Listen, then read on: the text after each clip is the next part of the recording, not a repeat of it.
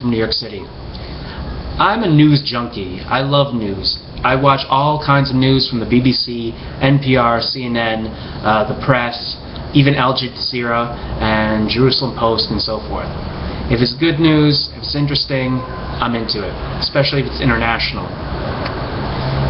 Now, to be fair, there are times where even Al Jazeera gives fair and balanced news about Israel. And even CNN, there's many times they are fair and balanced in how they approach issues in Israel. Unfortunately, when the war in Gaza, the recent war in Gaza, started, the world was pretty pro-Israel. Everybody understood Israel could not accept thousands of missiles being fired into their people, missiles that are hitting Jerusalem and Tel Aviv on an ongoing basis. So people were very understanding that Israel had to go into Gaza and deal with this. The problem is that the missiles haven't stopped, and the people of Gaza, Palestinians, continue to build tunnels. They continue to launch missiles. And I say the people of Gaza because it doesn't take one person to build a tunnel. It takes a lot of people. These tunnels are millions of dollars worth of construction, and they take a lot of people and a lot of effort to build. And these leaders in Hamas don't come from anywhere. They come from families of Gaza. So I say the Palestinian people of Gaza because they're all involved. That's one thing.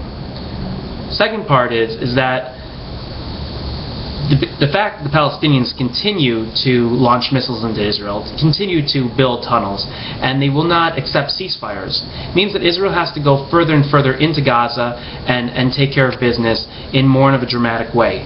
This means more casualties. Now yes, Israel is a modern army. They are one of the best in the world.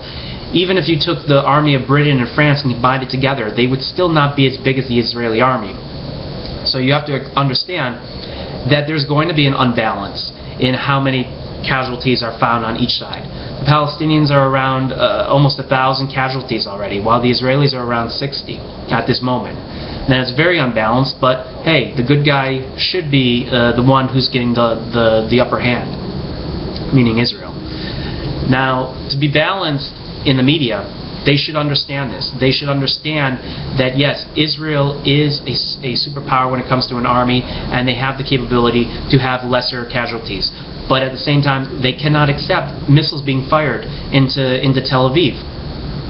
And what's happening is the media and international countries are getting very angry with Israel and very upset, and you hear it like very openly. Oh, Israel's bombing schools, Israel's being too rough. Well, you know something? If it was your nation, if it was your family, what would you be doing differently? You might be even more rougher than Israel is. Israel is trying to play this with a kid glove. It doesn't seem so, but it really is. There's precision targeting of Pacific sites all across the Gaza Strip. It's not just random targeting. Sometimes those missiles hit the wrong spot, but also Hamas is putting themselves in places where there's large populations, so there's going to be higher casualties.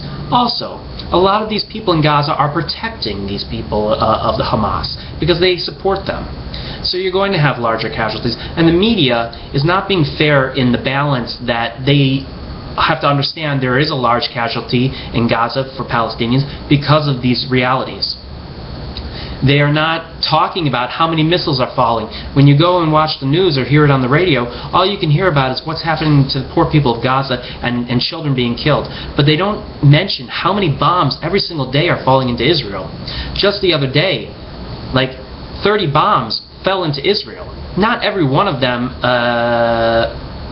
lands, but some of them do land, and it's costing Israel billions of dollars to run this war. It's not a cheap operation. Already Israel is asking America to allow them into gaining more missiles,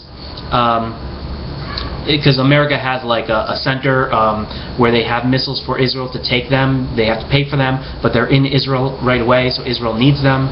You know, we're spending billions of dollars. We don't want to be doing this. The Israeli people are not rich people. A lot of people in Israel financially suffer, and they need help, and we're spending it on targeting Palestinians so not too many Palestinians die. And you know, the media, it's just ignoring this. It's like the poor Palestinians, it's becoming unbalanced. And it's becoming unbalanced, I think, because, one, there is a sense of racism in it all, and two, people see 50 Israelis are dead, 1,000 Palestinians are dead, and they go crazy that something can't be right. But it's war. Even in the war in Iraq, about 5,000 American soldiers died in that war, but over 1 million Iraqis died. We forget these things. And that's not unusual for any country. If it was an Arab country, the Egyptian government is killing hundreds and hundreds of their own people that belong to the Islamic Brotherhood. Just a month ago, they executed 500 people that belong to the Islamic Brotherhood just because they belong to the organization. Nobody's saying this. And believe me, if it was vice versa, the Jews would be exterminated by now. The Palestinians would just have they say it openly, they just want the Jews out and thrown into the sea, dead or alive. The media has the potential to be biased. It has the potential to say, hey, 100 missiles fell into Israel today. Israel has to respond, or 200 missiles are going to fall tomorrow. It's a crazy war. It's a difficult war. But the media must understand that it is necessity, because there's no other choice and no other nation would deal with this.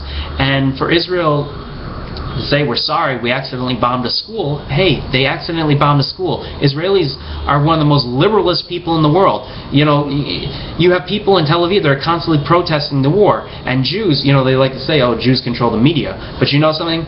The Israeli media, always, from the very beginning, has always been critical of Israeli policy towards Palestinians. They are known for that. The Supreme Court of Israel is known to be a little bit more pro-Palestinian than a lot of Israelis feel comfortable with.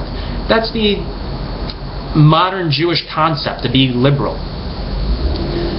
Anyways, I really am upset with places like CNN, the BBC, NPR, for just getting a bit too upset and hot-headed towards Israel lately, and they need to tone down. They need to understand and put themselves in that situation and realize that Israelis are doing the best they can to control the situation with as least casualties as possible.